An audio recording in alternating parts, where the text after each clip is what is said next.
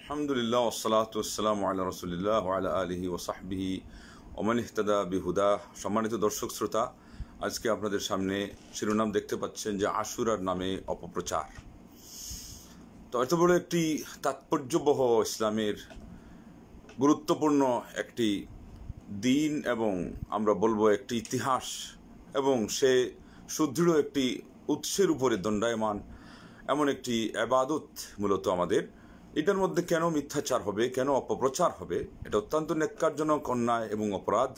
আমাদেরকে এই কথা আসলেই জানা থাকতে হবে।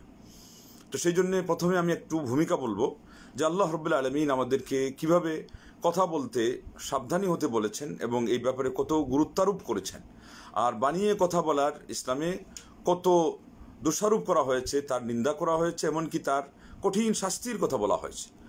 সর্বপ্রথম আমরা বলবো যে মহান রব্বুল আলামিন সূরা বনী ইসরাঈলের 36 নম্বর আয়াতে বলেছেন যে ওয়ালা তাকফু মা লাইসা লাকা বিহি ইলম ইন্না সামআ ওয়াল বাসারা ওয়াল ফুআদ কুল্লু উলাইকা কানা আনহু মাসউলা। যে বিষয়ে তোমার জ্ঞান নেই সেই বিষয়ে তুমি কথা বলো না। কেউ কেউ বলেছেন এখানে কথা বলার ক্ষেত্রে, কেউ বলেছেন আমল করার ক্ষেত্রে। ইবনে আব্বাস বলছেন আমল করো না, অন্যরা বলছেন যে কথাই বলা যাবে না, মুখ ফুটে যেন কোনো কথা বের না হয়। কোন বিষয়ে? যে বিষয়ে আমার সম্যক জ্ঞান, নিশ্চিত জ্ঞান এবং দৃঢ়তার সহিত আমার একেবারে সুস্পষ্ট দলিল ভিত্তিক জ্ঞান নেই, সেই বিষয়ে যেন আমরা আমল না করি, আমল না দেই, কান না দেই এবং মুখ ফুটে আমরা যেন কথা না বলি। এত বড় কথা বলা হয়েছে এবং নিষেধাজ্ঞা কীভাবে জারি করা হলো যে এটা যেন আমরা কশ্চিনকালেও না করি। তারপরে আল্লাহ রাব্বুল আলামিন ভয় দেখা থেকে কি বললেন? ইন্না সামআ, কেননা তোমাদের সেই কান, ওয়াল বাসার তোমাদের চক্ষু, ওয়াল ফুআদ এবং তোমাদের অন্তর পর্যন্ত এগুলোর সব বিষয় সম্পর্কে কানা আনহু মাসউলা, জিজ্ঞাসিত হতে হবে। আল্লাহু আকবার। তো এখানে বিষয় হচ্ছে যে কথা বলা যাবে না, আর আল্লাহ বললেন যে কান সম্পর্কে মানে শোনার ব্যাপারেও আল্লাহ রাব্বুল আলামিন দায়িত্ব দিয়ে দিলেন এবং দেখার ব্যাপারে আল্লাহ রাব্বুল আলামিন দায়িত্ব দিয়ে দিলেন এবং অন্তর দিয়ে চিন্তার ব্যাপারও, কোনো বানোয়াটি চিন্তার ক্ষেত্রেও আল্লাহ রাব্বুল আলামিন আমাদেরকে ভীতি প্রদর্শনমূলকভাবে, সতর্কতামূলকভাবে আল্লাহ পাক এই নিষেধাজ্ঞা জারি করে তারপরে বললেন এগুলো সম্পর্কেও জিজ্ঞাসিত হতে হবে। তাইলে আগে যেহেতু কথা বলতে হিসাব করে বলার কথা বলা হয়েছে, এই জন্য জিহ্বার কথা এখানে বলাই হলো না, আনুষঙ্গিকগুলো সহ বলে দেওয়া হলো। তার মানে জিহ্বা সম্পর্কে আরো সাবধানী হতে হবে। এটা সম্পর্কে প্রশ্ন হবে বলেই তো এটার উপরে নিষেধাজ্ঞা জারি করে আয়াতের সূচনা হলো যে এই বিষয়ে কথা বলা যাবে না, মুখ খোলা যাবে না। আরো কঠিনভাবে বলতে গেলে যে এই বিষয়ে তোমার মুখ খুলো না। আল্লাহু আকবার। অপর আয়াতে আল্লাহ রাব্বুল আলামিন কি বললেন? ওয়ালা তাকুলু লিমা তাসিফু আলসিনাতুকুমুল কাযিব হাযা হালালুন ওয়া হাযা হারাম লিতাফতারু আলাল্লাহিল কাযিব ইন্নাল্লাযীনা ইফতারুনা আলাল্লাহিল কাযিবা লা ইউফলিহুন। তোমরা তোমাদের জিহ্বা দিয়ে যে কোনো একটা জিনিসকে আখ্যা দিতে যেও না, যে আখ্যা দিতে গিয়ে এটাকে হালাল ঘোষণা দিবে, ওটাকে তোমরা হারাম ঘোষণা দিবে। এই কাজ সাবধান, খবরদার, এই কাজ করো না। কেননা এটা হলো মিথ্যা, এটা হলো মিথ্যা কথন, এটা হলো মিথ্যাচার, এটা হলো মিথ্যা রূপ, এটা হলো মিথ্যা আচরণ। লিমা তাসিফু আলসিনাতুকুমুল কাযিব, বানিয়ে কথা বলা মানেই হলো মিথ্যা। মিথ্যার আচরণ করা, মিথ্যা কোনো জিনিস রচনা করা, মিথ্যা রটনা করা। ইন্না লিল্লাহি ওয়া ইন্না ইলাইহি রাজিউন। তারপর আল্লাহ রাব্বুল আলামিন বললেন যে এটা আরো কঠিন হবে কখন? বিশেষ করে এখানে কোনটা উদ্দেশ্য? হাদা হালালুন ওয়া হাদা হারাম। আল্লাহু আকবার। যে এইটাই হলো হালাল, এইটাই হলো হারাম, এই কাজ করণীয়, এই কাজ বর্ণনীয়, বর্জনীয়, এই কাজ সুন্নাহ, এই কাজ বিদআহ, এই কাজ তাওহীদ, এই কাজ সুন্নাহ। এটা কেউ মুখে বলতে পারবে না। লিতাফতারু আলাল্লাহিল কাযিব, কেননা অন্যটা হলে মানুষের উপরে মিথ্যারোপ করা, আর এটা হবে আল্লাহর উপরে মিথ্যারোপ করা, আল্লাহর উপরে মিথ্যা রটনা। তারপরে আল্লাহ বলেন ইন্নাল্লাযীনা ইফতারুনা আলাল্লাহিল কাযিব লা ইউফলিহুন, যারা আল্লাহ রাব্বুল আলামিনের উপরে মিথ্যারোপ করে, মিথ্যা রটনা করে, মিথ্যা কোনো কিছু গড়ে বলে, আল্লাহ রাব্বুল আলামিনের নামে মিথ্যা বানিয়ে বলে, কশ্চিনকালেও তারা সফল হবে না। আপনি দ্বীন প্রচার করছেন, আপনি ইবাদত বর্ণনা করছেন, আপনি আল্লাহর নৈকট্যের কথা মানুষকে ঘোষণা দিচ্ছেন, আপনি মানুষকে সৎ কাজের আদেশ নাকি দিচ্ছেন, আপনি নাকি অসৎ কাজে বাধা প্রদান করছেন, আপনি নাকি দাওয়াত ইলাল্লাহ, নবী রাসূলদের মিশন পরিচালনা করছেন, আর এইভাবে এই আপনার অবস্থা যে আপনি এটার খবরই জানেন না।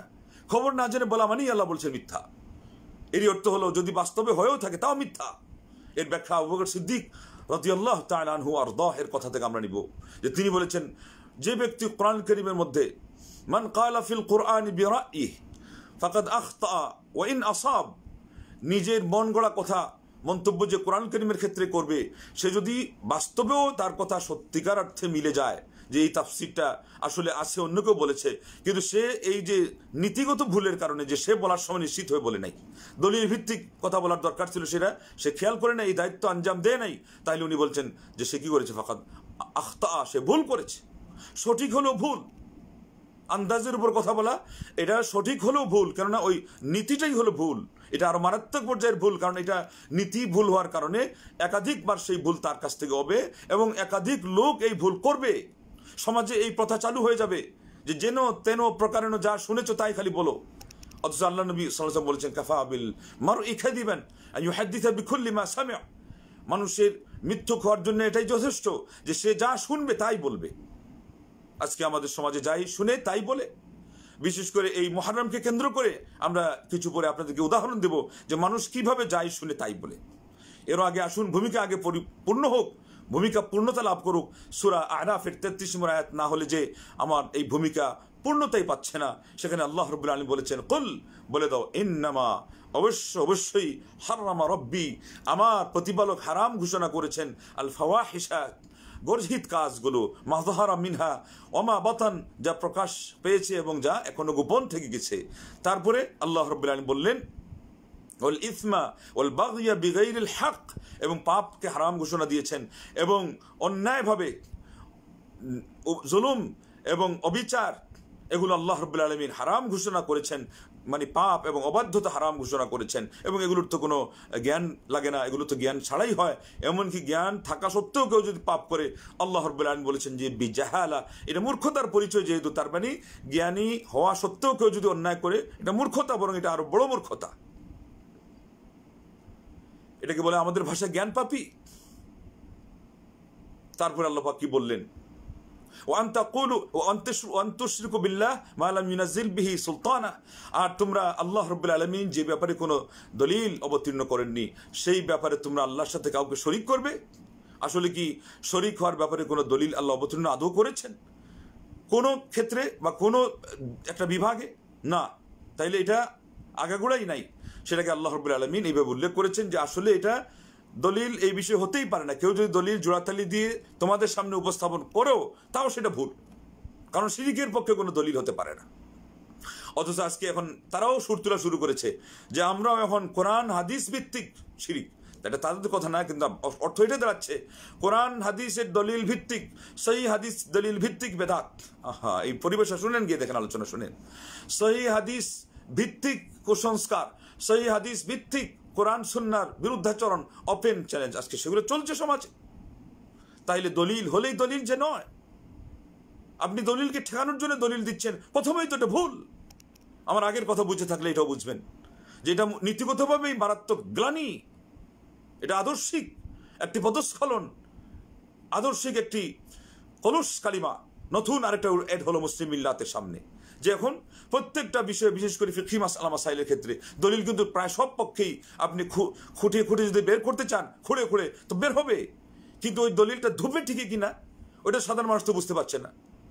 তারপরে প্রত্যেকটা ব্যাপারে মন্তব্য আছে, অথচ এই মন্তব্য এর বিপরীতে সঠিকটার মন্তব্য সঠিক আলেমদের যেমন আছে, ওই উনার পক্ষের আলেমদেরও আছে, সেটা বহুকাল আগ থেকে প্রমাণিত হয়ে আছে। কিন্তু উনি এখন হলফকে মাঠে নেমেছেন যে না, আমরাও এখন নাম্বারিং করে সহিহ হাদিসের ভিত্তিতে আমরা যেটা হলো নন সহি আমল, অসাব্যস্ত আমল, সেটাকে আমরা এখন মানুষের সামনে উপস্থাপন করব। এই হলো ওনার কথা, উপস্থাপন করতে হবে তাই, সহিহ হাদিস শব্দ প্রয়োগ করতে হবে তাই, কিন্তু সহিহ হাদিস ওনার উদ্দেশ্যের মধ্যে নাই এবং সহিহ হাদিস ওনার জীবনে কোনোদিন জুটেও নাই। ওনার মানে 14 সিঁড়ি ওনার শিক্ষক সহ তারা সেটা করেই নাই।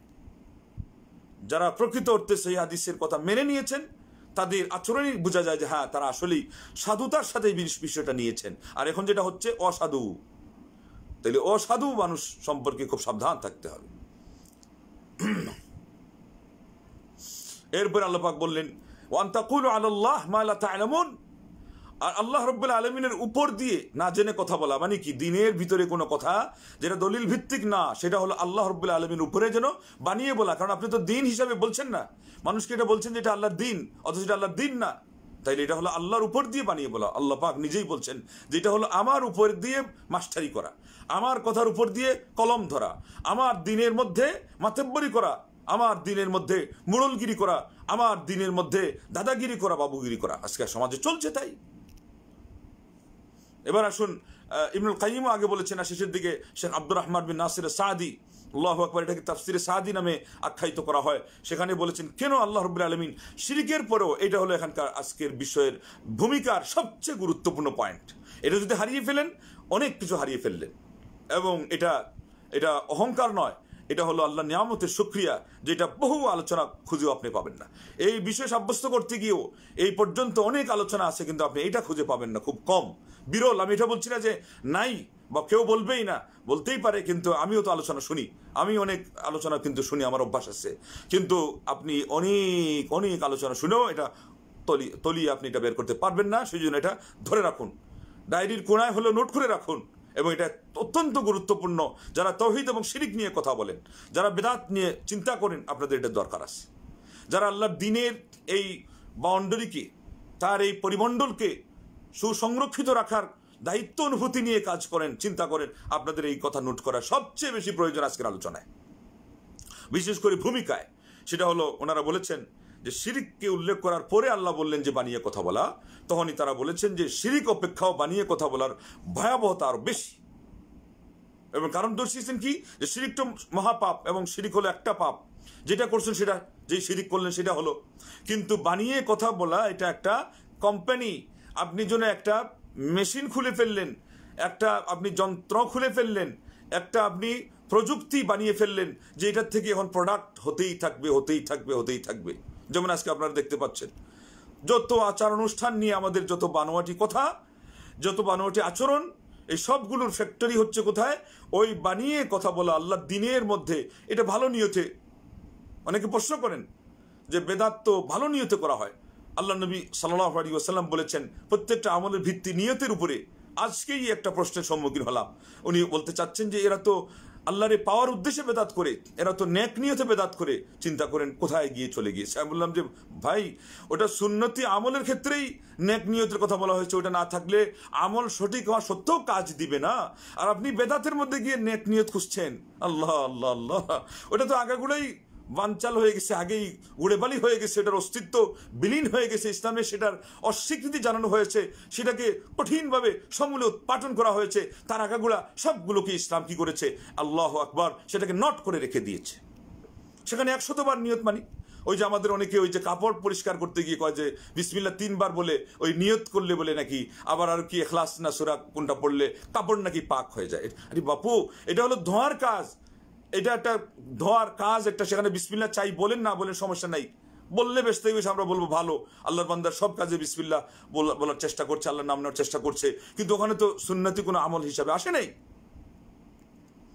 কিন্তু আপনি সেখানে পরিষ্কার হওয়ার নিয়ত করবেন, আবার কয়েকদিন পরে বলবেন একটা নিয়ত লাগিয়ে দেই যে নাওয়াইতু আন আগসিলা সাওবি, তারপরে বিসাবুন, এগুলো বলা শুরু করে দিবেন যে আমি আমার কাপড় ধোয়ার নিয়ত করেছি সাবানের মাধ্যমে, অথবা বিল বাউদারা, পাউডার দিয়ে, এগুলো শুরু করবেন।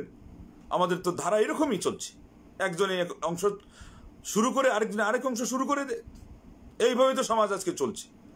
এক মসজিদের ইমাম সাহেব নাকি মুসল্লি খুঁজে পায় না, শুধু শুক্রবার দিন মুসল্লিরা আসে, আর অন্যান্য ওয়াক্ত একাই আজান, একাই একামত, একাই নামাজ, ফরজ সুন্নত নফল সব। মনের দুঃখে একদিন শুক্রবার উনি জিজ্ঞেস করলেন, আপনাদের সমস্যাটা কি আমাকে বলুন, আমি আপনাদেরকে সমাধান বের করে দিচ্ছি, তাও আপনারা অন্যান্য ওয়াক্ত মসজিদটায় আসুন। তখন ওনারা বললো, আপনি কোনো উজু করতে হবে, গোসল ফরজ হলে গোসল করতে হবে, এগুলো করলে কি আর আমরা আসতে পারি নাকি? তখন উনি বললেন, তো আমার কাছে সমাধান আছে, তো আপনারা আগ থেকে বলেন না কেন সেটা? বলে কি সমাধান, তাড়াতাড়ি বলুন। ওই যে কোনো অজু গোসলের দরকার নেই, কাপড় চোপড় ধোয়ার দরকার নেই, খালি আপনারা আসবেন ব্যাস। ওনার কথা হলো যে মসজিদটা কি করতে হবে, আবাদ করতে হবে। এইভাবে তারা এখন কাদা পানি নিয়ে মসজিদে এসে যায়। এক পর্যায়ে ইমাম সাহেব চলে গেলেন, আরেক নতুন ইমাম আসছেন। ইমাম সাহেব এসে তো দেখেন অবস্থা খারাপ, প্রত্যেক ওয়াক্তেই মসজিদ কাদা পানিতে ভর্তি, এবং ওই সময় হয়তো উনি ছাড়া আর কেউ ছিল না। পরিষ্কার করতে ওনার মানে আধা জীবনের মানে পরিশ্রম এখানেই হয়ে যাচ্ছে। উনি বললেন আগে আরেকটা খুতবাতে, এসব কি, আরে কাদা পানি নিয়ে নামাজ এটা কি হয় নাকি? তখন তারা বললো যে কাদা পানি কি, আমরা অজু ছাড়াও নামাজ পড়ি। বলে কারণ কি? বলে আগের ইমামকে জিজ্ঞাসা করেন, আমরা কি জানি। মানে উনি তখন বলেছিল যে অজুও লাগবে না, ওরা বলছিল এটাও তো একটা ঝামেলা, আমরা কৃষি মানুষ, কৃষিজীবী মানুষ, কৃষক মানুষ, এই অজু করতে বলেন, কাপড় ধুইতে বলেন, কাদা সাফ করতে বলেন, এগুলো তো পারবো না। তখন তিনি বলছিলেন যে অজুও লাগবে না, আসো। তখন তারা যখন বললো যে এইটাও তো আমরা করি না, তো তারা তো ইমাম সাহেব তো আশ্চর্য হয়ে গেলেন, বলেন হায় হায় এটা কি করলাম আমি, এতদিন যাবত এইভাবেই মানুষকে নিয়ে নামাজ পড়ছি। তো তারা বললো যে ওসব বুঝি না, আপনি ইমাম সাহেবের সাথে বোঝাপড়া করেন, যান এই নাম্বার নেন। উনি ফোন ধরে বলেন যে ভাই এই কি অবস্থা, অজু ছাড়া কি, আচ্ছা না হয় কাদা পানির কষ্ট আমার ঘাড়ে গেল, এই অজু ছাড়া যে আমি নামাজ পড়াচ্ছি, আপনিও যে কয়েকদিন যাবত নামাজ পড়ালেন, এটার আসল কাণ্ড কাহিনীটা কি একটু বলুন তো দেখি, একটু খুলে বলেন যে এখানে সমস্যাটা কি। তখন তিনি বলেন সমস্যা আর কিছুই না, যদি আপনিও যদি আমার মতো এই মাসআলা শিথিল না করেন, তাইলে আমার দুঃখে আপনিও দুঃখী হবেন এবং আপনিও হয়তো তাদেরকে এই কথা বলতে বাধ্য হবেন। বলে কি বলুন না, খুলে বলুন। বলে এই অবস্থা, তারা তো এই সব কিছু না বললে, ডিসকাউন্ট না দিলে, কনসিডার না করলে একজনও মসজিদে আসতো না, ওই শুধু শুক্রবার দিন ছাড়া। তো তাই এইভাবে করতে হবে, অজু ছাড়া নামাজ পড়ার কথা বলতে হবে? বলে আরে ভাই বলতে হবে কি না আপনি দেখেন না, চিন্তা করে। বলে না ভাই এটা তো অনেক ভুল করছেন আপনি, অনেক অন্যায় করছেন, অনেক বড় আপনি একটা অপরাধ করছেন। বলছে ভাই বাদ দেন, আমি যেই ভুক্তভোগী সেটার খবর আমি জানি, তো আমি তাদেরকে অজু নামাজ তো অন্তত শিখিয়েছি, কারণ নামাজে আসতো না, আপনি এখন অজু শিখান। এই হলো আমাদের অবস্থা। আরেকজন চাকরি নিয়েছে, তো চাকরি নেওয়ার সময় ইন্টারভিউ হচ্ছে নিয়ত সম্পর্কে, মুসল্লিরাও সেই রকম মুক্তাদি, এবং ইমাম যার ইন্টারভিউ নেওয়া হবে সেও ওই রকমই। তো বলছে যে নামাজের নিয়ত কি? বলছে আও জানি না বাও জানি না, মসজিদ ভাঙ্গা ঘর, আমিও মসজিদ তোরেও খাইছি, আল্লাহু আকবার। এরা দেখছি আরে ঘর আর বার, আসলে আল্লাহু আকবার আরবিতে ওইটা বড় হয় না আকবার, এই মিলে গেছে। বলছে যে হ্যাঁ ইনি হলেন আমাদের আসলেই এই ইমাম হওয়ার যোগ্য। তারা চুটকি চায়, তারা চায় যে মুখরোচক কোনো কথা দিয়ে কে কাকে সান্ত্বনা দিল, ইন্না লিল্লাহি ওয়া ইন্না ইলাইহি রাজিউন, এই হবে ধর্ম, এই হবে ধর্ম। কিন্তু হচ্ছে অনেক জায়গায়, আল্লাহ তুমি আমাদেরকে মাফ করো, আল্লাহ তুমি আমাদেরকে হিদায়াত করো। তো যাই হোক, তো তাহলে বানিয়ে কথা বলা এটা ফ্যাক্টরি। আজকে আমাদের সমাজে দু একটা উদাহরণ তো আজকের বিষয়ের সাথে সম্পৃক্ত, যেগুলো বলবো, যে আশুরার ক্ষেত্রে মানে কি বলা হয়েছিল, অপপ্রচার। এই তো বানিয়ে কথা বলা, প্রপাগান্ডা, প্রচার, প্রপাগান্ডা, অপপ্রচার, মিথ্যাচার, দেশাচার, লুকাচার, এগুলো তো হলো সব মানে বানিয়ে কথা বলার ভিত্তিতে। অন্তত ধর্মের ক্ষেত্রে তো এটা গ্রহণযোগ্য নয়। যাই হোক, আমরা এটা মনে রাখলাম যে শিরিকের চেয়ে আরো মারাত্মক এবং ভয়াবহ পাপ হলো বানিয়ে কথা বলা। এবার এই জিনিস সব ক্ষেত্রে লক্ষ্য রাখবেন, এই বানিয়ে কথা বলা সহি আকীদার কোনো আলেমও যদি বলে দেয়, ওনার মধ্যেও যদি প্রবণতা থাকে, আহলুল হাদিস নামে আখ্যায়িত হয়েও যদি ওনার মধ্যেও যদি অপব্যাখ্যা, এবং উনি বলেন যে আমি কোরআন ছাড়া হাদিস ছাড়া বলি না, কিন্তু প্রায় সময় অথবা মাঝে মধ্যে হলেও দেখা যায় যে মাসআলা মুখ ফসকে বলার অভ্যাস আছে, মুখ ফসকে বলার অভ্যাস যদি থাকে, তিনিও এর ভিতরে আসবেন। এটা আল্লাহর কালাম, এটা আল্লাহর দ্বীন, এবং দা ইলাল্লাহ, তাদের ইনসাফ ভিত্তিক কথার দাবি হবে এটা। চাই সে কত বড় সিনিয়র দায়ী, কত বড় প্রসিদ্ধ ফেমাস দায়ী ইলাল্লাহ, কত বড় স্কলার, নো পারওয়া, নাথিং এই বিষয়ে, কেননা আল্লাহর দ্বীন, এটা হলো আল্লাহর দ্বীন। এখানে পরোয়া করবেন আপনি আল্লাহর কাছে, আপনিও আসামি হবেন। এবং যারা তথ্যান্বেষী, সত্য সন্ধানী, তাদেরকেও আপনি খোরাক দিতে ব্যর্থ হবেন। আপনার আমার কোনো দায়িত্ব নেই যে কয়টা প্রোগ্রাম আমি করলাম, কোনো দায়িত্ব নেই যে আমার ভিউয়ার্স এর সংখ্যা কাউন্টিং এর মধ্যে কতটি ধরা পড়লো, এবং আমি কি পরিমাণ মানুষের সামনে গ্রহণযোগ্যতা লাভ করলাম, কোনো পরোয়া নেই। এটার কোনো চিন্তা নেই। চিন্তা এটার হওয়া দরকার যে আমার আদর্শিক আলোচনা কতটুকু হয়েছে, আমি আমার নীতির উপরে কি পরিমাণ আমি নিজে চলতে পেরেছি।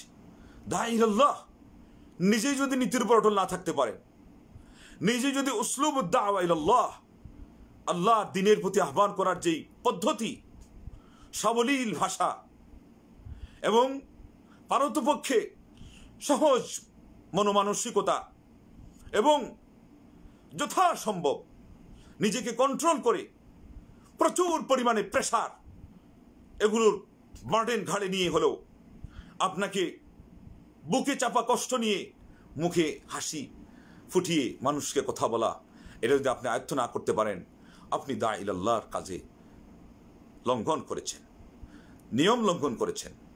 আপনি এটাকে ছাড় করেন, তারপরে এখানে কাজ করেন। তা না হলে আপনি বহুদূর এগিয়ে যাবেন হয়তোবা, কিন্তু পদস্খলন আপনার মাধ্যমে হয়ে যাবে।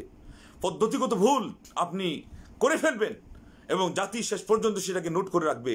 আজকেও অনেকে রেখেছে এবং বলছে যারাই পদস্খলন করছেন আরেকজনকে দোষারোপ করে যে সে এদেরকে জন্ম দিয়েছে। লা ইলাহা ইল্লাল্লাহ।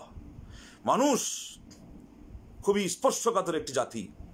মানুষের অনুভূতি অত্যন্ত স্পর্শকাতর, সূক্ষ্মাতিপূর্ণ একটি অনুভূতি।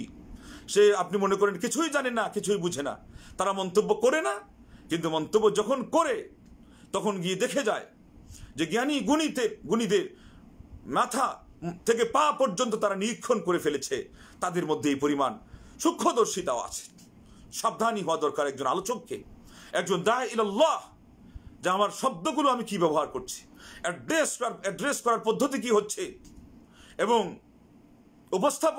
উপস্থাপনার ভঙ্গি কি হচ্ছে, এগুলো সম্পর্কে লক্ষ্য রাখা দরকার, এগুলো পর্যন্ত খেয়াল রাখা দরকার।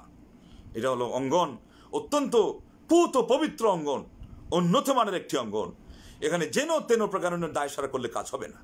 আপনার সংস্কৃতিকে উন্নত করতে হবে। আমি সভ্যতার কথা বলছি না। সভ্যতা আপনার এই কি জিনিসকে বোঝায়?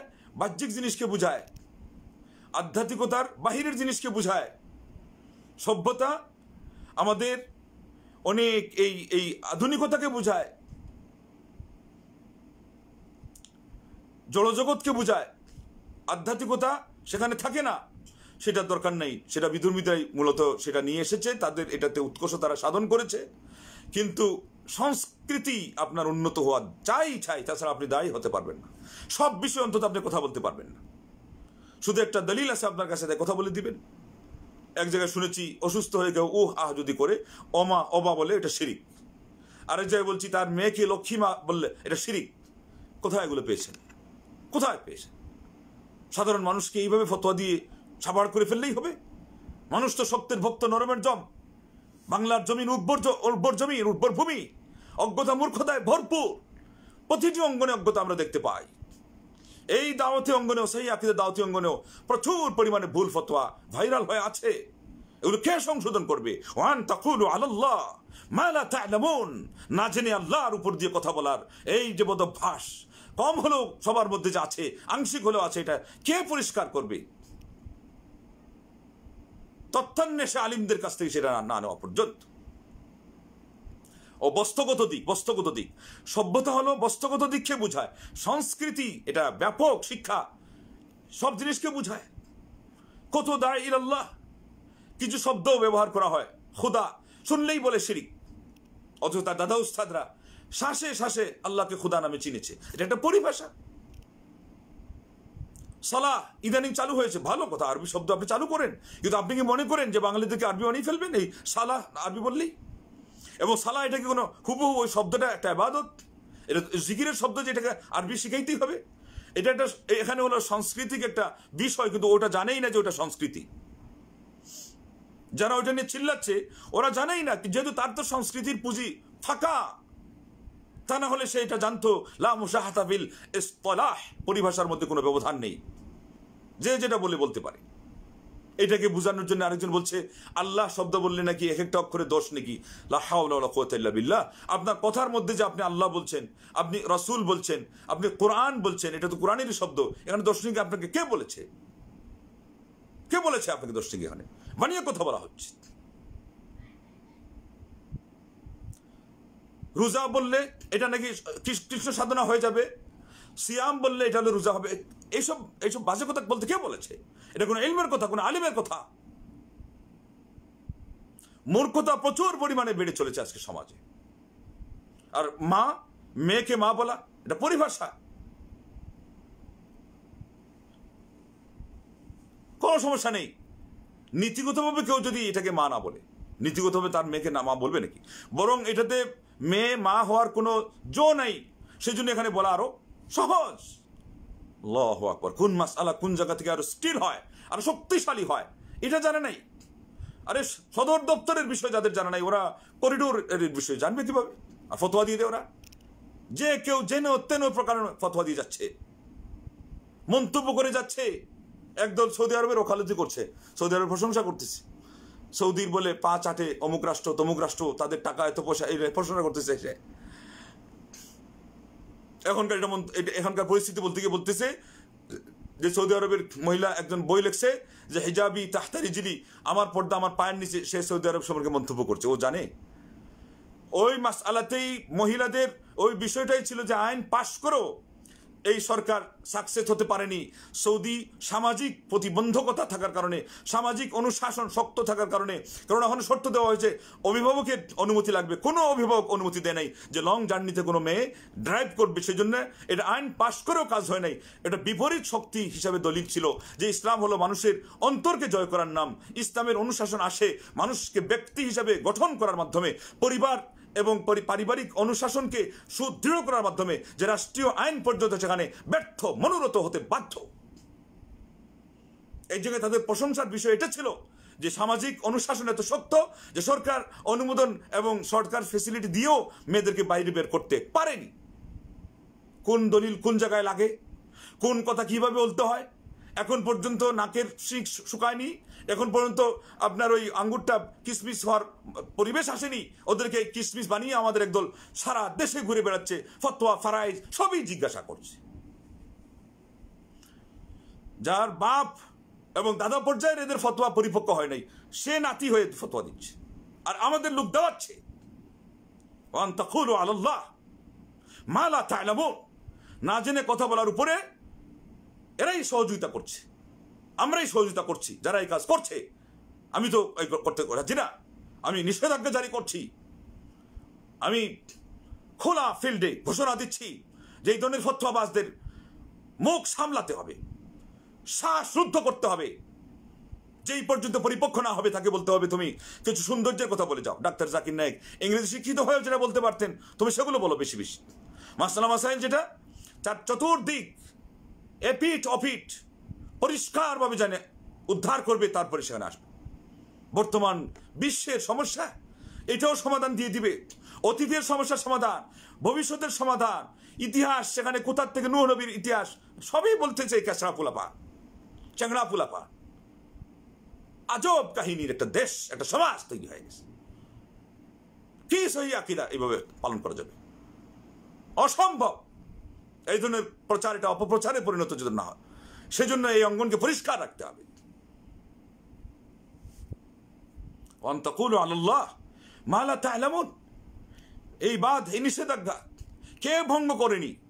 অজান্তে আমার মাধ্যমেও ভঙ্গ হতে পারে, কিন্তু আরেক দল জেনে শুনে পদ্ধতিগত ভুল নীতি বানিয়ে ফেলেছে যে কথা আমি বলবো সীমা লঙ্ঘন করব। ভাইরাস সংক্রামিত হয়, আল্লাহ নবী সাল্লাল্লাহু আলাইহি ওয়াসাল্লাম নিজে এক হাদিসে এটার বিপরীত কথা বললো, আরেক হাদিসে ঘোষণা দিয়েছেন।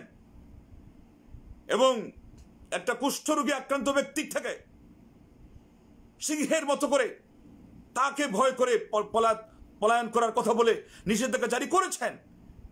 একজন লোক বলছে যে এটার বিপরীত ফতোয়া দিতে গেলে, মাস্ক ব্যবহার করা যায় যেটা ফতোয়া দিতে গেলে মুহাম্মদ সাল্লাল্লাহু আলাইহি ওয়াসাল্লামকে দুনিয়াতে আবার আসতে হবে। এগুলো কিসের কথা? হ্যাঁ, এগুলো কিসের কথা? কারা এদেরকে আরো বেশি ফুৎকার দেয় এদের ফোলানোর জন্য? ফতোয়ার প্রথম ক্লাসের ওই ক্লাস নেওয়া হয় নাই, মুহাম্মদ সাল্লাল্লাহু আলাইহি ওয়াসাল্লাম আবার আসতে হবে? কি বলতে চাও তুমি? তুমি কিসের আহলে হাদিস? ফতোয়ার বিষয়ে তুমি আহলে হাদিস না, বেদাতি। তুমি বেদাতি। নোট করে রেখে রাখেন কত বেদাতি আহলুল হাদিসের মধ্যে ঢুকে আছে, কত বেদাত হচ্ছে, নীতিগত বেদাত আহলুল হাদিস এবং সহিহ আকীদার নাম দিয়ে। আর এখন পর্যন্ত যারা দুধ কলা খাচ্ছে তারা এসে ওদেরকে ইমাম বানিয়ে বসে আছে। ওয়ান তাকুলু আলাল্লাহ মা লা তা'লামুন, সূরা আরাফ আয়াত নম্বর 33। এটা কিয়ামতের দিন কত মানুষের সামনে দাঁড়াবে কাজিয়ানি, কত সহিহ আকীদার আলেমদের সামনেও দাঁড়াবে। বাতিল তো বাতিল, সেটা নিয়ে তো সবসময় কথা হয়, কিন্তু আমাদের পুরা পেশা, আমাদের নেশা শুধু বাতিলের ভুল ধরা। আমাদের কেউ তো মাসুম না, তা আমাদের ভুল কে ধরবে? আমাদের ভুলগুলো কে সংশোধন করবে? কেউ নাই, কাউকে দেখতে পাচ্ছি না, প্রচার করে যাচ্ছে। আরো কয়েকটা আছে যে ওগুলোর কোনটা ভুল ধরতে হবে কোনটা ওটাই খুঁজে পাওয়া যায় না। সে আরেকজন নাম দিয়ে বলেছে এরা তরুণ শাহী আকীদার আলেম, এদের জন্য দোয়া করেন। আর মানুষকে চিনিয়ে দিচ্ছে যে হ্যাঁ এগুলো হলো আমাদের শত্রু, এদেরকেও এবার দাওয়া করার জন্য শত্রুকে শিখিয়ে দিচ্ছে। তোমাদেরকে কে বলেছে এই সমস্ত অঙ্গনে দাওয়াতি অঙ্গনে কাজ করার জন্য? বের হয়ে যাও এখান থেকে অতি তাড়াতাড়ি। আদব শিখো আগে, স্কলারদেরকে আগে আদব শিখতে হচ্ছে, এখনো বাকি আছে ওদের। আর তুমি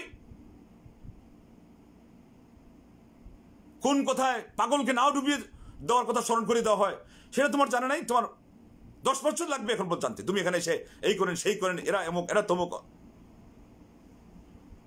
কোথায় আসমানের চাঁদ, কোথায় জমিনের খাদ? বড় বড় আলেম ওলামা আল্লাহ ইমাম আলবানির সাথে আরেকজনের ছবি দিয়ে বলবে এই বিশ্বের সেরা 2 জন দায়ী, এই 4 জন দায়ী। তুমি দায়ীর কি চিনো?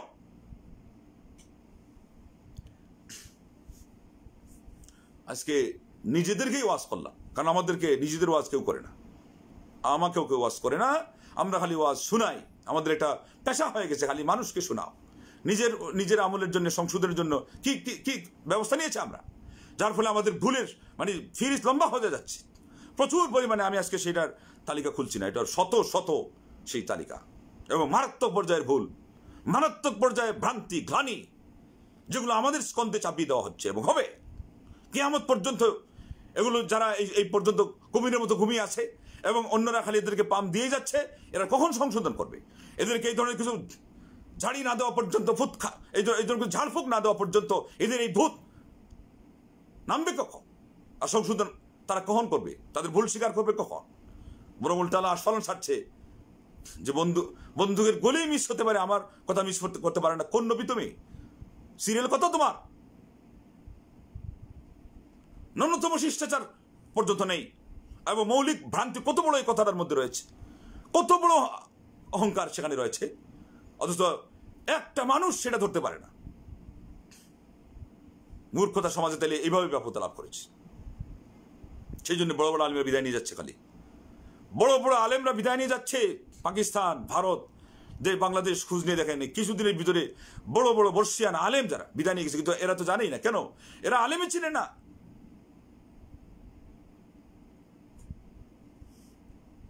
নেটে বসে আছে, নেট আলেম জন্ম দেয়, চ্যানেল আলেম জন্ম দেয়। পিস টিভিতে যারা গেছে এরা বলে দুনিয়ার বড় আল্লামা। তোমার কে বলেছে? কত বড় বড় সিনিয়র আলেম যায় নাই, জানো না সেটা? কতজনকে তেল মালিশ করা হয়েছে, যায় নাই, জানো না? যারা দায়িত্ব অনুভূতি যত বড় বুঝেছে তারা যায় নাই, যে কোনো জেনে কোনো বিষয় দিলে যায় নাই। আর শেষে দেখা যায় এখানে যাকে তাকেও নিয়ে যাওয়া হয়ে গেছে, যে কোনো বিষয় নিয়ে একজন বসে গেছে, এটা পিস টিভি খালি প্রচার হবে ব্যাস। এগুলো মানে দিনের কথা ঠিকাদারি দিয়ে দিয়েছেন। আপনারা তো একজন ইংলিশ শিক্ষিত কিনা, ও বেচারা ওগুলো কি জানে যে কোন কিতাবের কোনায় কি আছে, কোন বিষয়টা কিভাবে উপস্থাপন করতে হয়, কখন কোনটা উপস্থাপন করতে হয়, কোন সমাজের জন্য কোনটা প্রযোজ্য, সে তো জানে না। এখন দেখা যায় স্কলাররাও জানে না। স্কলাররা জানে, তারপরে সবাই গিয়েছে আমরা সামনে ফ্রন্টে আসবো, এটা এসে গেছে। ফ্রন্টে এসে একজন ইমাম মাহদির ধ্বজাদার বনতেছে, সাজতেছে, আরেকজন আরো কত কিছু সাজতেছে, এবং এটাকে কেন্দ্র করে কি পরিমাণ পেশা চলছে এখন। পিস টিভি আলোচক এই হয়ে গেল সারা দুনিয়ার আল্লামা, মুফতি, এর বাইরে আর কোনো আলেমই নেই। গিয়ে দেখেন আরেক দল এটা বের করে দিয়েছে, একটা গ্রুপ, যারাই ওখানে আছে সেখানে বেদাতি সহ আছে, ওগুলো দিয়ে দিছে, এরা সব সেই আকীদার আলেম। কত যে গোলমাল হয়ে গেছে দাওয়াতি অঙ্গনের মধ্যে, আল্লাহ ছাড়া কেউ জানে না। এখানে একটা বিষয়, একটা দিক নিয়ে এখানে আমি সমালোচনা করলাম, কিন্তু সেখানে ব্যাপকভাবে আলহামদুলিল্লাহ সেই উদ্যোগটা অনেক ভালো ছিল, এবং এটার মাধ্যমে অনেক কাজ হচ্ছে, এটা অস্বীকার করার কোনো কিছু নেই। কিন্তু এখানে যে কিছু নোট আছে এটা অনেকেই জানে নাই, সেই জন্য তাদেরকে সাবধান করলাম যে এইটাকেই সব কিছু মনে করে নিয়েন না।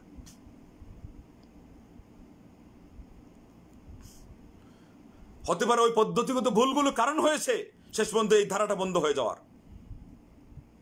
বেচারা ইংলিশ শিক্ষিত মানুষ, আলেমদের উচিত ছিল তাকে সুখ্যাতিপূর্ণ বিষয়গুলো বলে দেওয়া, তাতে বিপক্ষে যাক না। সবাই খালি ওই এক চিঠি আগেই দিছে, এটাও বলে যান, ওটাও করে যান।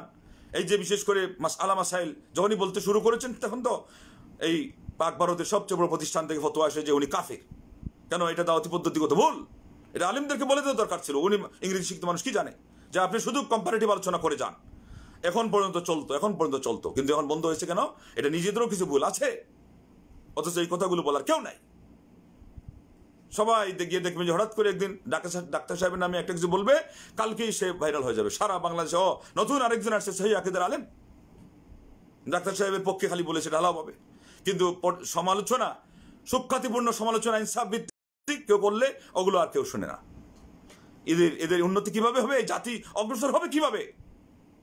দিন শিখবে কিভাবে? তো যাই হোক, এই ভূমিকার মধ্যেই বুকের মধ্যে চাপা অনেক কথা এসে গেল, জন্য বলে ফেললাম। দুঃখিত, এগুলো বলা অপ্রত্যাশিত ছিল। আজকে অন্তত এগুলো বলার আমার প্ল্যান ছিল না, সেই জন্য হয়তো ভাষাগত কিছু দিক এবং উপস্থাপনাগত কিছু বিষয় ভুল হয়ে গেছে, কিন্তু বিষয় অত্যন্ত গুরুত্বপূর্ণ এবং স্পর্শকাতর এবং ভাবার বিষয়, জানার বিষয়, শেখার বিষয়, চিন্তার বিষয়, ডিসিশন পাল্টানোর, পরিবর্তন করার বিষয়, আলেমদেরকে চিনা, আলেমদের মূল্যায়ন করার বিষয়। আল্লাহ নবী সাল্লাল্লাহু আলাইহি ওয়াসাল্লাম বলছেন, শুধু এই হাদিস জানেন, এটা জানেন না, আল্লাহ ইয়ারহাম সগীরানা ওয়া লাম ইউক্কির কবীরানা, যে আমার ছোটজনকে স্নেহ করলো না, আমার বড়জনকে সম্মান করলো না। তারপর কি বলেছেন? ওয়া লাম ইয়ারিফ লিআলিমিনা হাক্কাহু ফালাইসা মিন্না, আমার দ্বীনের আলেম যার মধ্যে যত বেশি ইলম আছে এবং ইলমের এখানে কল কাবজা যার মধ্যে আছে, হাদিস মুখস্থ দেখলে আমাদের আরেকজন পাগল হয়ে যায়, নাম্বার বলতে পারছে পাগল হয়ে যায়, এটা তো আলেম না রে বাবা। এটার কল কাবজা কে কতটুকু জানে, এটার এপিট অপিট কে তার ব্যাখ্যা জানে। এরপরে সমস্যায় পড়লে দেখা যায় সবাই ওই আলেমদেরকেই খুঁসায়, বিজ্ঞ আলেমদেরকেই খালি ফতোয়া জিজ্ঞাসা করে, 100 বার জিজ্ঞাসা করে। এই নিমক হারামি আমাদের মধ্যে আসে না নাই, কিন্তু এরপরে ওখানে গিয়ে দেখা যায় সকল ভাইরাল হচ্ছে ওই যে সমস্ত কথা লাগামহীন, সেগুলো ইলমের কোনো কথা তেমন খোঁজ নিয়ে ভালো করে সেগুলো প্রচার্য করবে, আর ওই জায়গায় লোক নাই। ওয়ালাম ইয়ারিফ লিআলিমিনা হাক্কা ফালাইসা মিন্না, আমার দ্বীনের আলিমের অধিকার যে বুঝে না, সে আমার উম্মতের অন্তর্ভুক্ত না। সুফিয়ান ইবনে উয়াইনা বলেছেন উম্মতের অন্তর্ভুক্ত না, আর অন্যরা বলেছেন সে সুন্নতের উপরে না। আলিমের কদর বুঝতে হবে। কিয়ামত অনেক নিকটে এসে যাচ্ছে, কিন্তু আবার এই যে একজন নাম এখানে বলা হচ্ছে, কাজী সাহেব, উনি যেভাবে বলতেছেন খুবই কাছে, এবং মেহেদি একেবারে আমাদের পাশে, এগুলো ঠিক না, এগুলো হলো অপপ্রচার। একে আমাদের কোনো আলাম সম্পর্কে ওটা প্রকাশ হওয়ার আগ পর্যন্ত মন্তব্য করা যাবে না, এর আগ পর্যন্ত তার ব্যাখ্যা দেওয়া যাবে। আলেমরা বলবে এই নিজে মন্তব্য করতে পারবে না, এটা ভুল। আল্লাহ আল্লাহ আল্লাহ, তুমি আমাদেরকে মাফ করতো। আজকে এই যেটা বলবো সেটা হলো এই ইয়েকে কেন্দ্র করে, আশুরাকে কেন্দ্র করে শিয়ারা তো তারা কত কথা বানোয়াটি বলবে তো। এবার দেখেন এই চুল চেরা ব্যাখ্যা করতে গিয়ে দেখেন সব মৌলবী ওই একই কথা বারবার বলছে। কোনো পর্যালোচনামূলক তত্ত্ব উপাত্ত সেগুলো দিয়ে মানুষকে নতুন কোনো পয়েন্ট আউট করে দিগন্ত তাদের সামনে উন্মেষ ঘটাবে, ওগুলোর চিন্তা নাই। খালি ওই কোনটা আছে সাব্যস্ত না, এগুলো বলছে। ওই যে ইমাম হুসাইন রাদিয়াল্লাহু তাআলা আনহুর আপনার বংশধর যে 11 জন, তার স্ত্রী যে একজন ইয়াজদেজার না, ওই যে নওশাদ বিনতে ইয়াজদেজার, শাহবানু বিনতে ইয়াজদেজার, এটা সবাই বলতেছে। এটা বিজ্ঞ আলিমরা বলছে এটার কোনো তথ্য এখনো পাওয়াই যায় না। আর আমাদের ওগুলো বলার কি দরকার যে ওটা হলো পারস্যের রক্তের? এই জিনিসটা ভুল, এনাফ। এখন এমন একটা কথা বলতে গেলাম যেটা দুর্বল, তারপরে ওইটাকে কেন্দ্র করে করবে কি আমাদের পুরা মিশনটার উপর আঘাত হানবে, যে এরা পানিয়ে কথা বলে, এরা খালি আমাদেরকে বলে যে আমরা সনদ দেখি না, আমরা বিশুদ্ধ কথা বলি না। এখন দেখেন তারা আমাদের প্রতিবাদ করতে গিয়ে ওই শাহবানু বিনতে ইয়াজদেজারের কথা বলছে, অথচ হুসাইন রাদিয়াল্লাহু তাআলা আনহু থেকে এবং এই ব্যাপারে যে আরো 11 জন আসছে এদেরই সন্তান, এগুলোর তাদেরই আলিমরা বলছেন সাব্যস্ত না। তখন অবস্থা কি দাঁড়াবে? এই জন্য প্রতিবাদ করতে গেলে আমাদের অনেকে আছে কি আমাদের পক্ষের আলিম হলে অন্ধভাবে সব চালিয়ে যায়, প্রচার চালাও, খালি প্রচার চালাও। কি প্রচার চালাও? ওয়ান তাকুলু আলাল্লাহি মা লা তা'লামুন, এটা কি না দেখেই প্রচার চালালে হবে? আমার উপর মিথ্যারোপ করা অন্যদের উপর মিথ্যারোপ করার মতো নয়। যে ব্যক্তি আমার নামে মিথ্যারোপ করলো তার ঠিকানা জাহান্নাম, এই হাদিস কি অন্যদের জন্য আমাদের জন্য নয়? আল্লাহ তুমি আমাদেরকে মাফ করো। তা আজকে যেটা বলবো সেটা হলো যে অনেক ভাই প্রশ্ন করেন যে এই মুহররমের সাথে সম্পৃক্ত কোনো নামাজ আছে কিনা, বিশেষ কোনো আমল আছে কিনা। আমল যেটা আছে এটা তো রোজা, তার ব্যাকগ্রাউন্ড যেটা সেটা তো মুসা আলাইহিস নবী সাল্লাল্লাহু থেকে এসেছে। 4 রাকাত নামাজ আপনি পাইলেন কোত্থেকে? 4 রাকাত নামাজ বের করেছে, আরো কত দেখেন কিভাবে বের করেছে। নাম্বার 1, দুনিয়া সৃষ্টি করা নাকি হয়েছে এই দিনে। নাম্বার 2, আকাশ হতে বৃষ্টি নাকি হয় এই দিনে। আদম আলাইহিস সালামকে সৃষ্টি করা হয় এই দিনে, 3 নম্বর। 4 নম্বর, নিষিদ্ধ ফল খাওয়ার অপরাধে বেহেশত থেকে আদম আলাইহিস সালামকে বের করে হয়েছিল এই দিনে। 5 নম্বর বলছে আদম আলাইহিস সালামের দোয়া কবুল করা হয় এই দিনে। 6 বলছে নূহ আলাইহিস সালাম তুফান হতে মুক্তি দেওয়া হয় এই দিনে। 7 সুলাইমান আলাইহিস সালামকে বাদশাহী দান করা হয় এই দিনে। 8 আইয়ুব আলাইহিস সালামকে রোগ মুক্ত করা হয় এই দিনে। 9 ইব্রাহিম আলাইহিস সালামকে আগুন হতে নাজাত দেওয়া হয় এই দিনে। 10 মুসা আলা নবী সাল্লাল্লাহু আল্লাহর সাথে কথা বলতে তুর পাহাড়ে গেলেন এই দিনে। তারপরে 11 নম্বরে আসে এইটাই হলো সঠিক, যে ফিরাউন জলে ডুবে মরে এই দিনে। কিন্তু ঈসা আলাইহিস সালামকে আসমানে উঠিয়ে নেওয়া হয় এই দিনে, 12 নম্বর। 13 নম্বর, হোসাইন রাদিয়াল্লাহু কারবালার প্রান্তরে মানে এজিদ কর্তৃক শহীদ হন এই দিনে। এটা মিথ্যা। ওবায়দুল্লাহ বিন জিয়াদ কর্তৃক শহীদ হন। এগুলো এই গরিবের ফেসবুক এই লিঙ্কে গিয়ে ঢুকেন। সারা দুনিয়া ফেমাস বক্তা হয়ে গেছে, 7টা বলেছে রোজা ভঙ্গকারী। এই অধমের ইয়েতে ঢুকেন, এখানেও যে সবটা নিতে হবে তা না, কিন্তু 20টি রোজা ভঙ্গকারী নেওয়া হয়েছে। ভালো করে খোঁজ নিয়ে দেখলাম যে যারা ওই জ্বালাতন করে হোয়াটসঅ্যাপের মধ্যে এই প্রশ্নের উত্তর দেন, সেটার উত্তর দেন, ওটা দেখাই নাই। এক যুগ আগ থেকে চলছে, যেগুলোর মধ্যে আংশিক কথা আছে, পরিপক্কতা নেই, যেগুলো ফতোয়াতে মারাত্মক পদস্খলন আছে, যেগুলো ফতোয়ার মধ্যে মানে ফতোয়ার মূলনীতিগত কঠিন পদস্খলন আছে। ওই দেশের পড়ুয়া না, এই দেশের পড়ুয়াও, এই ধরনের লেবাসদারি শেখদেরও, এগুলো কে দেখবে? যাই হোক, আবার কথা এসে গেল ওইদিকে। এইভাবে এরা বলতে বলতে 313টি বলেছে বড় বড় ঘটনা নাকি ঘটেছে। অথচ আমাদের কাছে আপনি কোরআন সুন্নাহ ভিত্তিক কয়টা পাচ্ছেন? মাত্র কোরআন সুন্নাহ ভিত্তিক এইটাই তো পাচ্ছেন, খালি ফিরাউন ডুবে মরেছে। হ্যাঁ, আর হোসাইন রাদিয়াল্লাহু তাআলা আনহু এর শাহাদত হয়েছে, কিন্তু এজিদ তো না, ওবায়দুল্লাহ বিন জিয়াদ শিয়ার হাতে। এজিদ তো জানতোই না, এজিদ সেদিন সিরিয়ায়, আর ঘটনা ঘটছে ইরাকে, কুফায়। আর ওই সময় কি এইরকম বিমানের যুগ ছিল যে চলে আসছে? বলে ওই সময় আসেই নাই, অনেক পরে সেটা খবর পেয়ে উনি দুঃখ করেছেন। আর ওর মাথায় সেই বর্ষা দিয়ে আঘাত থেনে যে আরো ধিক্কার করেছে, ওটা ওবায়দুল্লাহ বিন জিয়াদ। ওবায়দুল্লাহ বিন জিয়াদকে এজিদ বানিয়ে দিয়েছে কারা? শিয়ারা তো করতেই পারে। তা আপনি কোন সুন্নি মুসলমান এটা উদ্ধার করতে পারেন না? আর আপনি কে যে সারা জীবন আমরাই বা কেমন হলাম, যে সারাটা আমাদের আলোচনা, পর্যালোচনা, সমালোচনা খালি এগুলো বলতে বলতে শেষ, কোনো গঠনমূলক কিছু, শিক্ষণীয় কিছু, এখান থেকে আমাদের কি করণীয়, আমাদের নিজেদের সে আত্মসমালোচনার কি করা, সেগুলো খবর নেই। এরা শেষ পর্যন্ত বলতে বলতে বলছে যে দেখেন শেষ নেই, 313 এর পরে আবার বলছে যে শেষ যেটা হবে কিয়ামত নাকি হবে এই দিনে। যাও যাও, এগুলো খবর তাদেরকে কে বললো? ওয়ান তাকুলু আলাল্লাহ মা লা তা'লামুন। সেই সাথে আরো 2টা আয়াত তো মনে আছে, তো সেটাও মনে রাখবেন, ভালো করে অনুবাদ দেখবেন গিয়ে। সূরা বনী ইসরাইল 36 এবং সূরা নাহলের 116 নম্বর আয়াত। ওই যেটা বলা হয়েছিল কি, যে হারাম এবং হালাল তোমাদের জিহ্বাতে তোমরা বলো না। যারা আল্লাহর দিনের মধ্যে আল্লাহর উপর দিয়ে কথা বলে, এরা হলো কোশ্চিন কালো সফল কাম হবে না। ওটা সূরা নাহলের 116। আর বারবার যেটা বলা হচ্ছে এটা তো হলো সূরা আরাফের 33 নম্বর আয়াত। এগুলো এরা তো নাম গন্ধই জানে না। এদের কাছে কোরআন সুন্নাহর অনুশাসনের তো মানে তিল পরিমাণ কোনো গুরুত্ব নেই।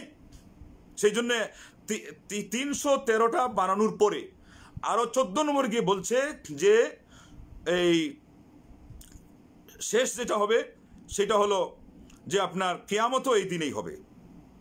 তারপরে বলে যে সুতরাং এই দিন মুসলিম উম্মার জন্য আপনার অতীব গুরুত্বপূর্ণ। সকল মুসলমান ভাইদেরকে আপনার 9, 10, 11 এই দিনগুলোতে কি দরকার?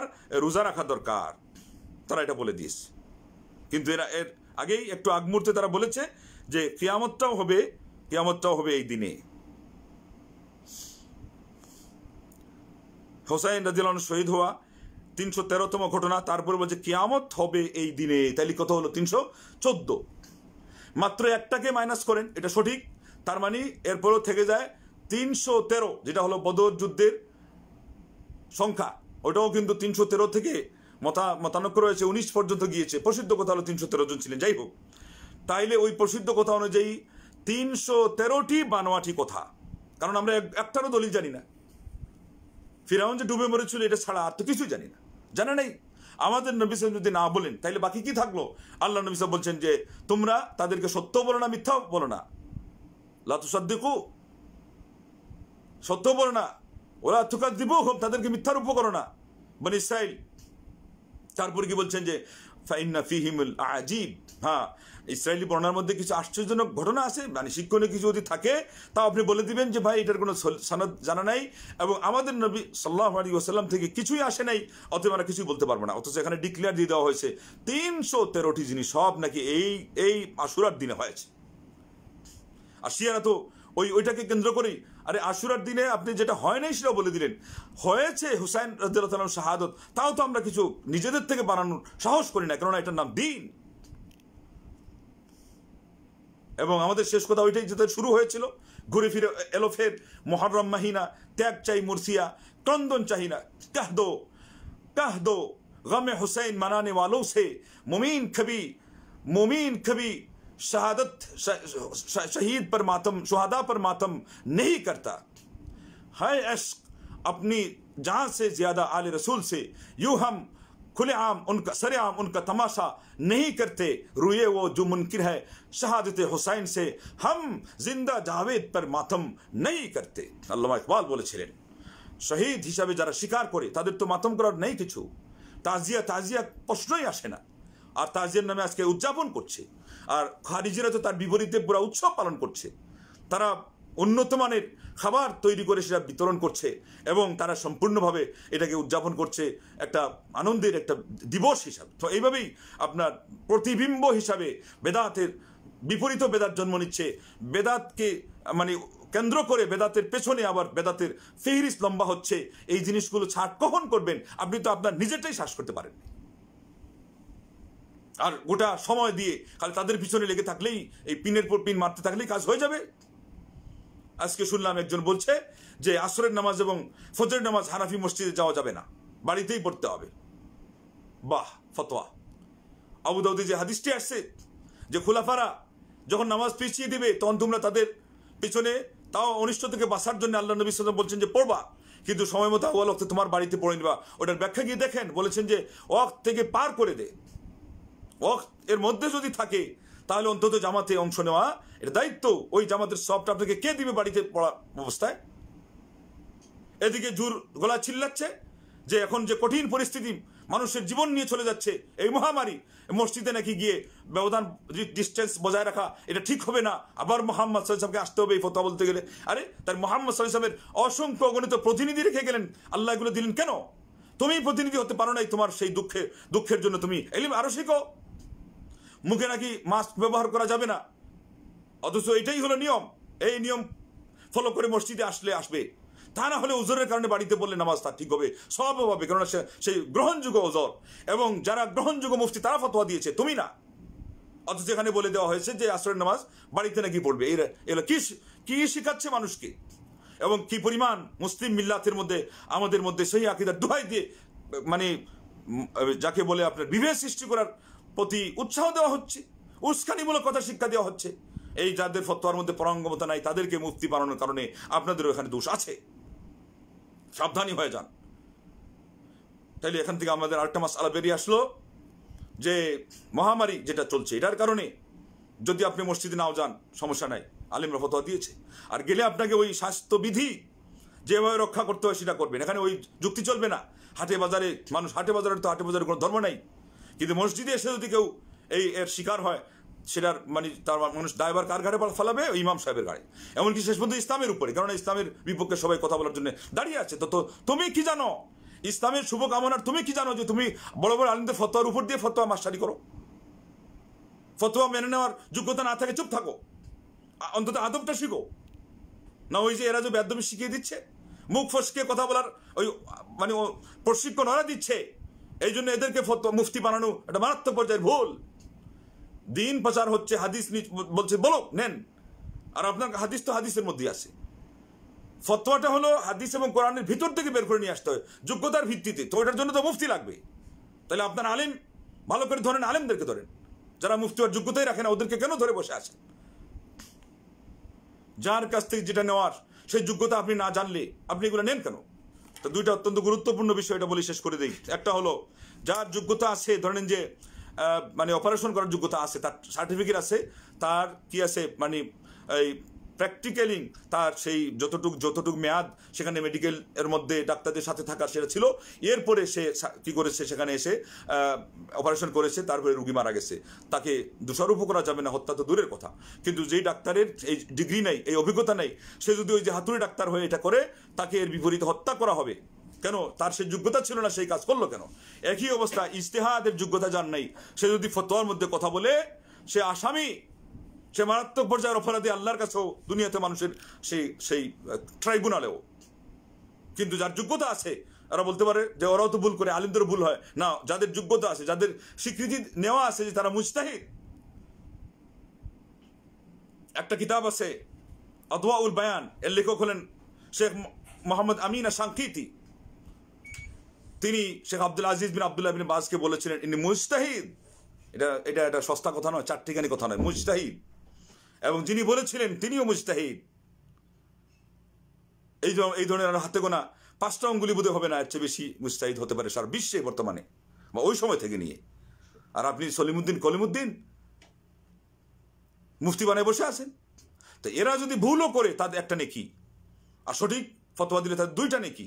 আর এই বিপরীতে যাদের যোগ্যতা নেই, তারা যদি কথা বলে, সবটাতেই গুনাহ আর গুনাহ। আর তাদের কথা যদি কান দেন, তো আপনি মারাত্মক পর্যায়ের ভুলের মধ্যে পড়ে গেলেন, মানে পুরা নীতিগত পদস্খলনের মধ্যে আপনি পড়ে গেলেন, ফসকেই গেলেন।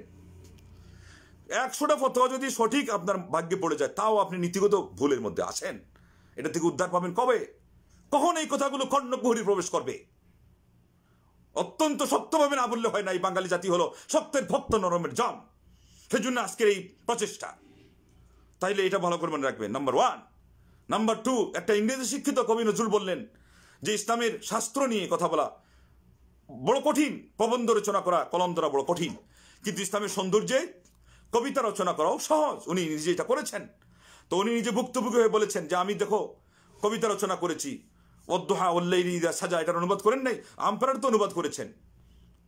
মধ্যদিনের আলোর দোহাই, নিশার দোহাই ওরে, প্রভু তোরে ভুলে যাননি কবু, ছেড়ে যাননি কেউ কবু, ভুলে যাননি নাকি তরে, এইভাবে অনুবাদ করেছেন পুরা সুরার।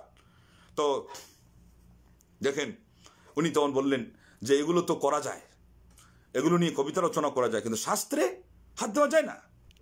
ওটাই তো ভুল করেছিলেন ডাক্তার জাকির নায়েক সাহেব। এবং আজকে অনেকে বলে যে এটা ওনার ফতোয়া। মুফতি সাহেবদেরকে জিজ্ঞাসা করে বলে জাকির নায়েক সাহেব বলছেন যে মহিলাদের চেহারা খোলা রাখা। হ্যাঁ, আমি বললাম যে জাকির নায়েক সাহেব কোন দিন এটা বলবেন? উনি উদ্ধৃতি করা ছাড়া, উদ্ধৃতি দেওয়া ছাড়া ওনার নেই কথা বলার। মদিনা ইউনিভার্সিটিতে যারা ল নিয়ে পড়েছে তাদের তো বলার অধিকার নেই। আমরা 4 বছর ইসলামিক লতে পড়েছি।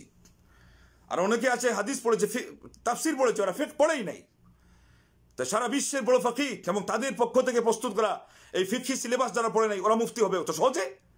ওরা এখন পর্যন্ত আরো 30 বছর পড়ার পরে ফতোয়া আসতে পারে। কারণ আমরা হলাম ওই বিশেষজ্ঞদের কাছে 4 বছর পড়লো, আমাদের 40 বছর অভিজ্ঞতা হয়ে আছে, এগিয়ে আছে।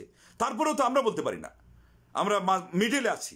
3টা সিরিয়াল এখানে, একজন মুজতাহিদ, আরেকজন মুত্তাবি আলা বাসীরা, আরেকজন মুকাল্লিদ।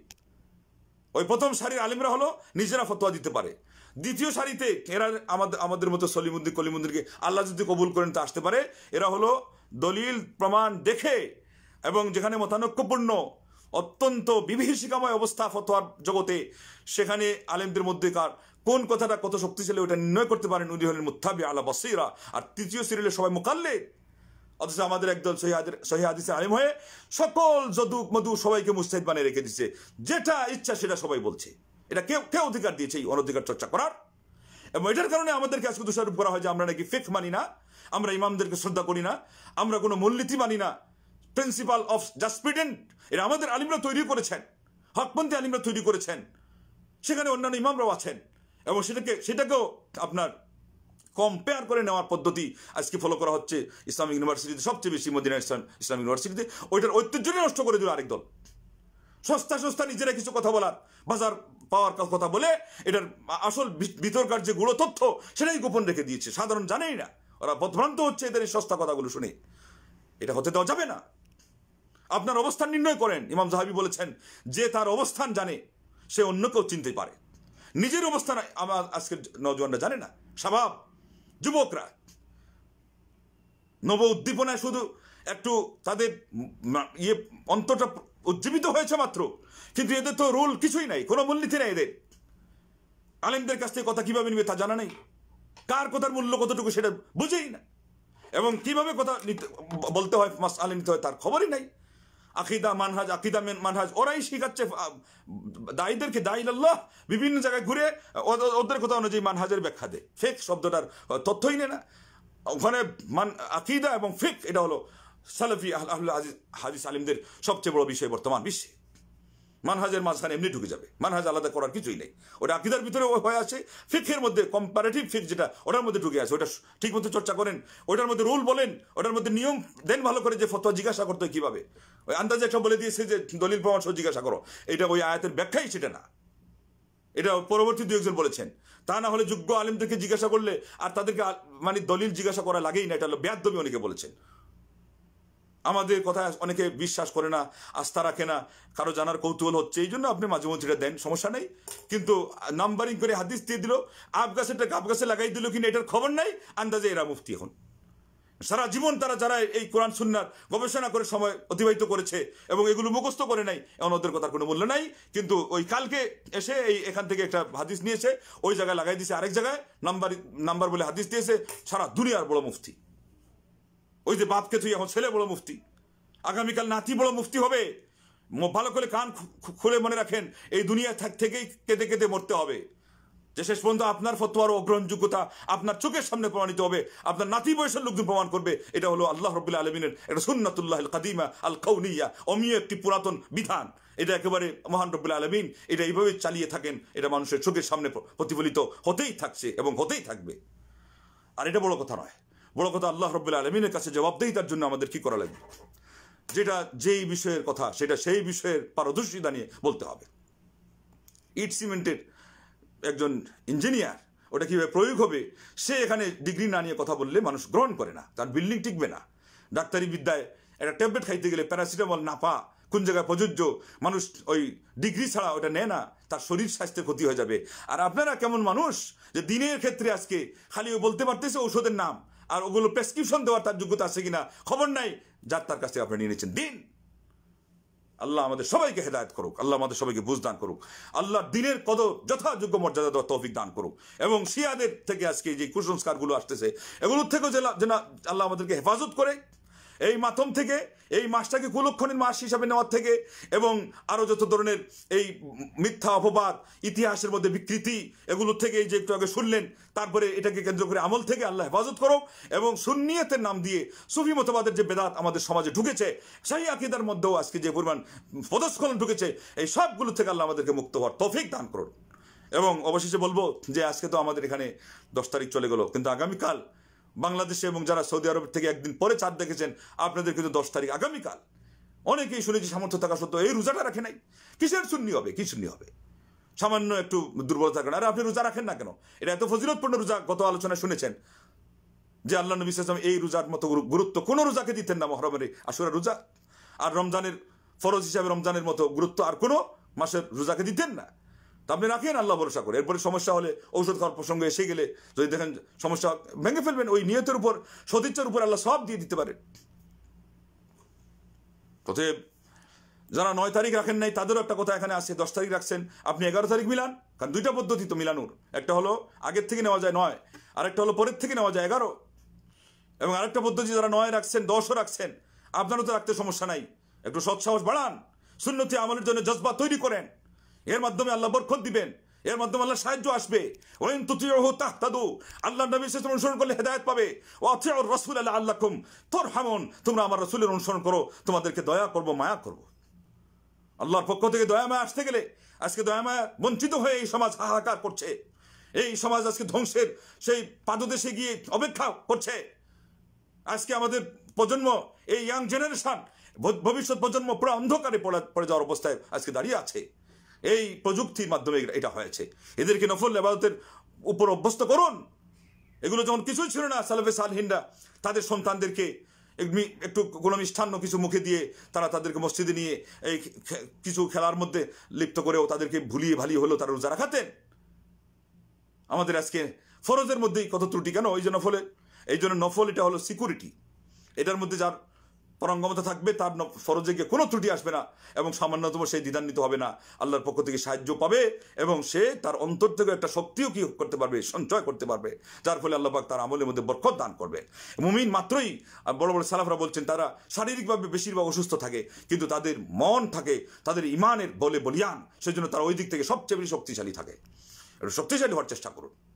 ততএব সবের দিক থেকে সবচেয়ে উপযোগী হলো 3 দিন রোজা রাখা, 9, 10, 11 রাখেন, কালকেও রাখছেন, আজকেও রাখছেন, আগামীকাল রাখেন।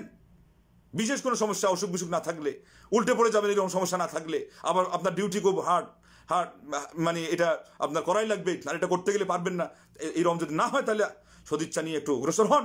অন্তত 2টা রাখছেন, এখন তো সহজ হয়ে গেছে, এখন 3টা দেখবেন আরো সহজ। আল্লাহ তুমি আমাদেরকে তোমার সন্তুষ্টির জন্য কবুল করে নাও।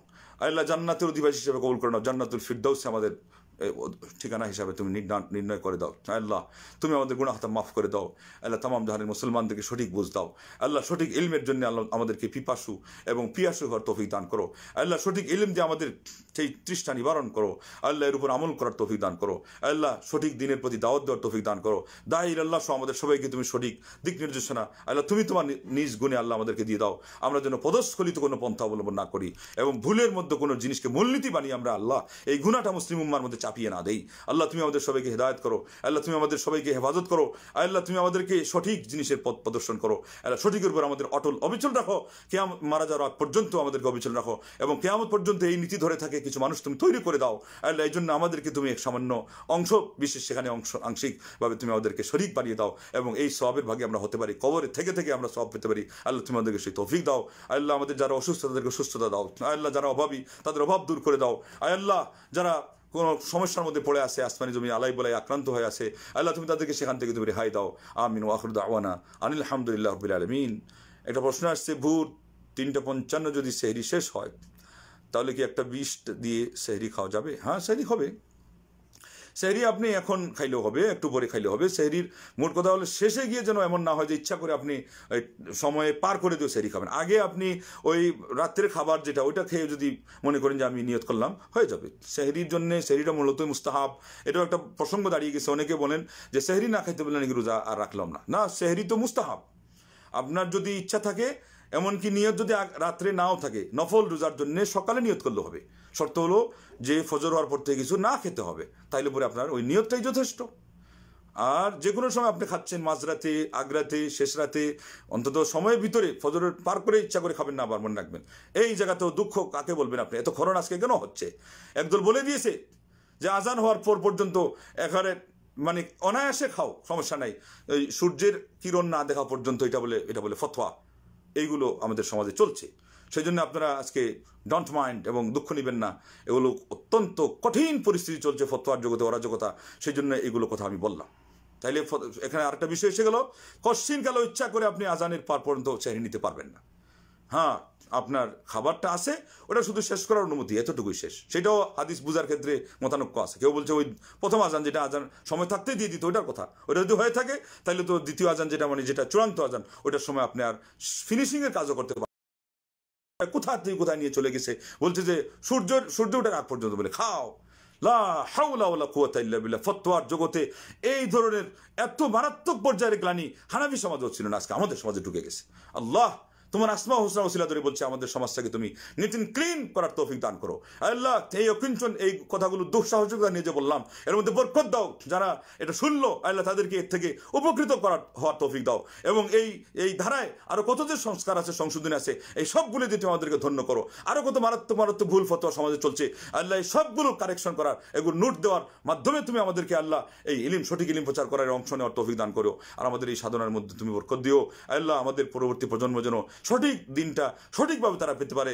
আমি বারবার বলেছি এটা একটা স্লোগান আমাদের, যে অন্যান্য দলের হলো দিন চায় কিন্তু দিনের পদ্ধতি ছাড়া, নিজের ব্রেন, নিজের চিন্তা, নিজের দরদ সেখানে গ্রহণযোগ্য না। কিন্তু আহলুল হাদিস এবং সহিহ আকীদা যারা, তাদের দিনটা হতে হবে দিনের ইচ্ছা অনুযায়ী, দিনের পদ্ধতি অনুযায়ী। কোরআন সুন্নাহর প্রচার হবে কোরআন সুন্নাহর মূলনীতি অনুযায়ী এবং সালেফে সালেহিনদের কর্মপন্থা অনুযায়ী। এই কথাগুলো ভালো করে মনে রাখবেন। আল্লাহ তুমি আমাদের সবাইকে তৌফিক দান করো। আমিন। ওয়া আখিরু দাওয়ানা আনিল হামদুলিল্লাহি রাব্বিল আলামিন। আসসালামু আলাইকুম ওয়া রাহমাতুল্লাহি ওয়া বারাকাতুহু।